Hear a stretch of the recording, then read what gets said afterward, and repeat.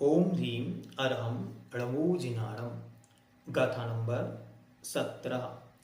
प्रकारांतर से मिथ्यात्व का लक्षण कहते हैं। अब एक प्रकार से स्वरूप के रूप में उसका व्याख्यान किया लक्षण बना के। अब उसकी स्थिति कैसी होती है उसको बतलाते हैं। कैसे बतलाते हैं देखते हैं।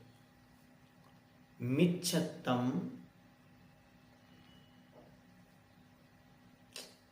इसमें आधा होना चाहिए। आपकी किताब में आधा ता नहीं है तो उसको लगाइए वहां पे, मिच्छत्तम करिए,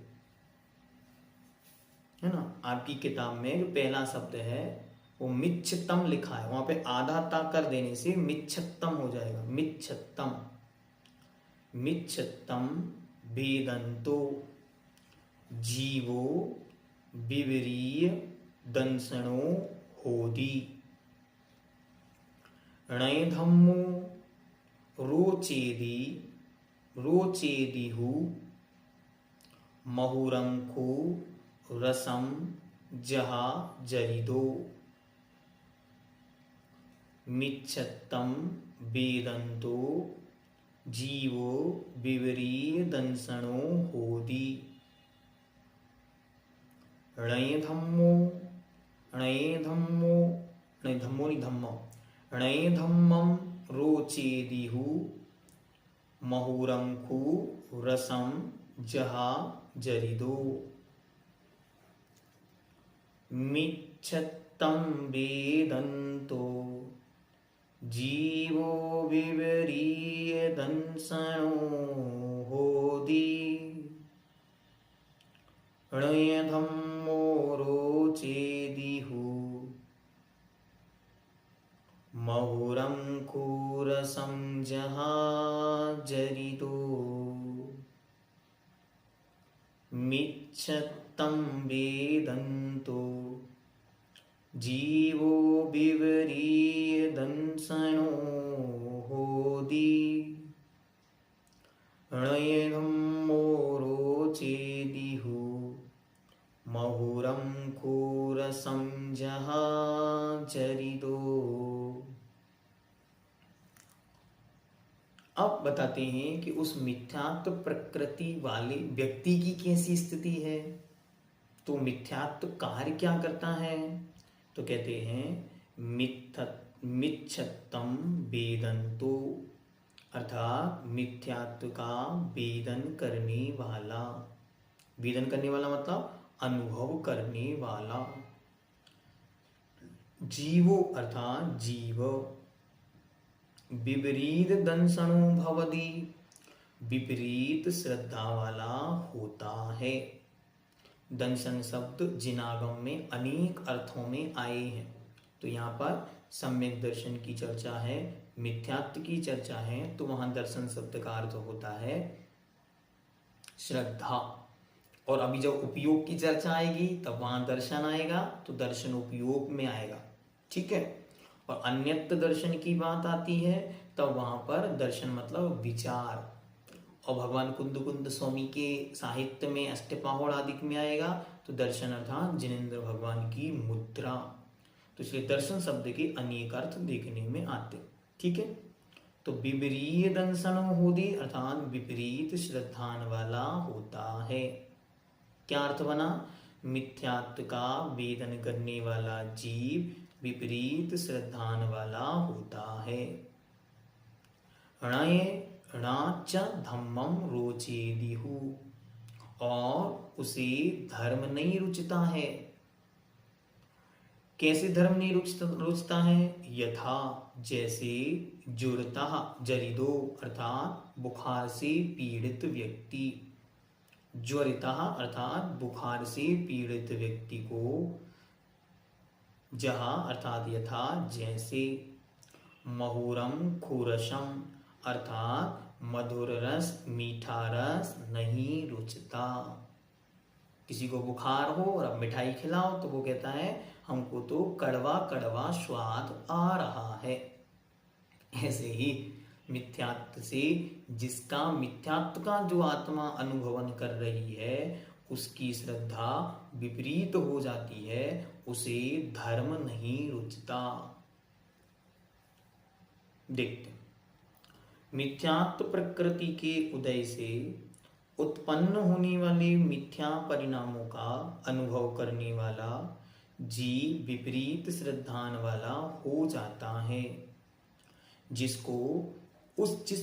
उसको जिस प्रकार पित्त ज्वर से, पित्त ज्वर मतलब जो पीलिया आदि रोग है या बहुत तेज शरीर जिसमें गर्म हो रहा है, ऐसा जो पित्त के कुपित होने से रोग हुआ है, से युक्त जीव को मीठा रस भी अच्छा मालूम नहीं होता। ये सबको अनुभूत है कि है ना, ऐसा कोई नहीं है जिसको बुखार ना आया हो और बुखार में कुछ भी खाने को दिया जाए तो वो मीठा भी कड़वा लगता है। उसी प्रकार यथार्थ धर्म अच्छा मालूम नहीं होता, रुचिकर नहीं होता, अर्थात अच्छा नहीं लगता। मिथ्यात्व प्रकृति जब उदय में आती है तो हर चीज विपरीत विपरीत दिखने लगती है और विपरीतता के कारण ही वह जो तत्व है उसको अतत्व रूप श्रद्धान करने लगता है या तत्व की यथार्थ श्रद्धा को नहीं करता। जिसे पंडित जी साहब ने बहुत अच्छी तरह 6 डाला की दूसरी ढाल में सातों तत्वों की विपरीत मान्यताओं को समझाया है। इसलिए आप एक बार दूसरी ढाल का रिवीजन भी बढ़िया से कर लेना तो आपकी श्रद्धा में और मजबूती आएगी कि जब मिथ्यात्व का वेदन होता है अर्थात मिथ्यात्व का अनुभव होता है तब जीव विपरीत श्रद्धान वाला हो जाता है। कैसी कैसी श्रद्धाएं होती हैं? तो मिथ्या दृष्टि जीव शरीर और आत्मा को एक मानता है, देह जीव को एक गिने बहिरातम तत्व मुधा है। मिथ्या दृष्टि जीव को तत्व और कुतत्व का विवेक नहीं रहता। मिथ्यात्व गुण स्थान में भव्य और अभव्य दोनों जीव रहते हैं, अर्थात ये मिथ्यात्व गुण स्थान ऐसा है जिस गुण स्थान में संसार के मोस्टली जीव पड़े हुए हैं। मिथ्या दृष्टि जीव चारों गतियों में जन्म ले सकता है। हाँ, अच्छी ध्यान से सुनना, देव भी बनता है। मिथ्या दृष्टि जीव नवमी ग्रैविक तक जन्म ले सकता है। बड़ी अच्छी तरह समझना विषय। आपने 6 डाला पढ़ी है, वह पंक्ति है नव ग्रैविक किलो हद पायो अनंत बिरिया पद। तो 9वीं ग्रैविक किलो हद पायो अनंत बिरिया पद, वहां भी मिथ्यात्व के निमित्त से या मिथ्यात्व के होने पर अन्य निमित्तों की उपस्थिति में या लेश्याओं की स्थिति के बल पर वहां तक उत्पन्न हो जाता है। एक इंद्रिय से असंगी पंच इंद्रिय तक के सभी जीव मिथ्यात्व गुण स्थान में ही होते हैं। ये पॉइंट भी नोटेट करना कि सम्यक्त की योग्यता किनके है? जिनके संगीपना है। असंगी तक तो 1 इंद्रिय, 2 इंद्रिय, 3 इंद्रिय, 4 इंद्रिय और असंगी पंच इंद्रिय तक सभी जीव नियम से मिथ्या दृष्टि ही हैं। लोक का ऐसा कोई भी प्रदेश नहीं है जहां मिथ्या दृष्टि जीव ना रहते हों। क्यों? क्योंकि लोक ठसाठस जीवों से भरा है। और वे जीव कौन से हैं? वे सब जीव हैं एक इंद्रिय, और एक इंद्रिय नियम से मिथ्या दृष्टि। ठीक है, इस प्रकार मिथ्या दृष्टि अपने पक्ष की हट पकड़कर सच्ची बात को जल्दी स्वीकार नहीं करता। आप उसको ग्रंथ पे ग्रंथ दिखाओ, वो कहेगा नहीं नहीं मैं नहीं मानता, मैं ग्रंथों की भी नहीं मानता। आप कहो गुरु महाराज ऐसा कहते थे, हाँ कहते होंगे, मैं नहीं मानता। हठग्राहिता, जहां हठग्राहिता है वहां मिथ्यात्व है। यह जीव की अधतम अवस्था है, जीव की सबसे निचली अवस्था यही है। जैसे ज्वर युक्त मनुष्य को मधुर रस नहीं रुचता, वैसे ही घोर मिथ्यादृष्टि जीव को धर्म नहीं रुचता। आप मिथ्यादृष्टि है पहला गुणस्थान। यहां से जीव कहां कहां तक जा सकता है, अच्छी तरह देखना। तो मिथ्या दृष्टि जीव मिथ्यात्व गुणस्थान से सीधे सातवें गुणस्थान में जा सकता है। हाँ, कोई मिथ्या दृष्टि जीव डायरेक्ट मुनि मुद्रा धारण करे तो सीधा सातवां गुणस्थान हो सकता है। या कोई मुनि महाराज निर्ग्रंथ दिगंबर मुद्राधारी हैं, लेकिन अंतरंग में मिथ्यात्व गुणस्थान बैठा है।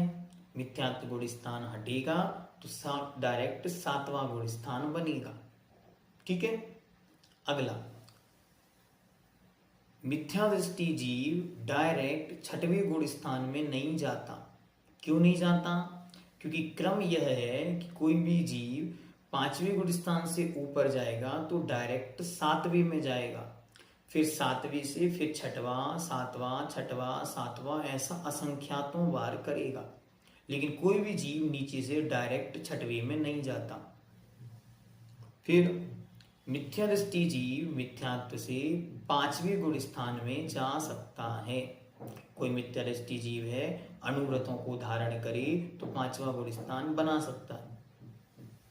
मिथ्या दृष्टि जीव मिथ्यात्व गुण स्थान से डायरेक्ट चौथे गुण स्थान में जा सकता है। ये तो अपन देख रहे हैं, सैकड़ों बार इस विषय को समझ रहे हैं। फिर सादी मिथ्या दृष्टि जीव मिथ्यात्व गुण स्थान से तृतीय गुण स्थान में जा सकता है, अर्थात मिथ्या दृष्टि जीव चौथे गुण स्थान, तीसरे गुण स्थान में भी जा सकता है। तो जाएगा कौन सा? सादी। सादी मतलब होता है जो स्टार्ट सहत है। ऐसा क्यों कहा? ऐसा इसलिए कहा क्योंकि जो अनादिकाल से मिथ्या दृष्टि है, जिसने आज तक सम्यक्त प्राप्त नहीं किया, वो तो पहले गुण स्थान से डायरेक्ट चौथे में ही जाएगा। वो कभी भी तीसरे में नहीं जा सकता। उसका कारण यह है क्योंकि जो मिथ्यात्व की जो संबंधी 7 प्रकृतियां हैं, दर्शन मोहिनी की 3 और अनंतानुबंधी की 4, तो इन तीनों का मिथ्यात्व, सम्यक मिथ्यात्व और सम्यक प्रकृति, ये 3 ना होके एक ही प्रकृति है। फिर ये प्रकृतियां टूटती हैं परिणामों के निमित्त से, विशुद्धि के निमित्त से, तब जाके ये 3 भागों में बंटती हैं। इसलिए कभी भी अनादि मिथ्या दृष्टि तीसरे गुण स्थान में डायरेक्ट नहीं जाता। ठीक है, इसको भी ध्यान में रखना। अब मिथ्यात्व गुण स्थान में जीव कहां से आ सकता है? कौन कौन से गुण स्थान वाले आएंगे? तो सबसे पहले सातवां वाला डायरेक्ट नीचे नहीं आता, सातवां वाला छठवें में आएगा, फिर नीचे आएगा। तो मतलब छठवें गुण स्थान से डायरेक्ट जीव पहले में आ सकते हैं। ये नियम है कि सातवां वाला डायरेक्ट नीचे नहीं आता, 8वां, 9वां, 10वां, 11वां इन गुण स्थानों वाले जब नीचे उतरते हैं तो क्रमशः नीचे उतरते हैं, छलांग मारकर नीचे नहीं उतरते। मतलब 11वां वाला सीधे चौथे में नहीं आता, वो पहले छठवीं तक आएंगे, फिर छठवां, सातवां, छठवां, सातवां करके फिर वहां से चौथे में जाते। ये नियम है, कुछ नियम है, सिद्धांत है, व्यवस्था है। फिर पांचवें गुण स्थान से डायरेक्ट मिथ्यात्व में आ सकते, चौथे से आ सकते, तीसरे से आ सकते और दूसरे से आ सकते। मतलब दूसरा गुण स्थान, तीसरा गुण स्थान, चौथा गुण स्थान, पांचवा गुण स्थान और छठवें गुण स्थान से जीव मिथ्यात्व में आ सकते हैं। इससे ऊपर वाला जीव मिथ्यात्व में नहीं आ सकता। आने का कारण क्या है? सब जगह आने का कारण एक मिथ्यात्व प्रकृति दर्शन मोहिनी कर्म के उदय से, अन्य कोई कारण नहीं, अन्य कोई कारण नहीं होता। जिस गुण स्थान का जो स्वरूप है तदनुसार ही संभव है। अन्यथा अन्य रूप संभावनाएं नहीं बनती। इस बात को भी अच्छी तरह ध्यान रखना चाहिए।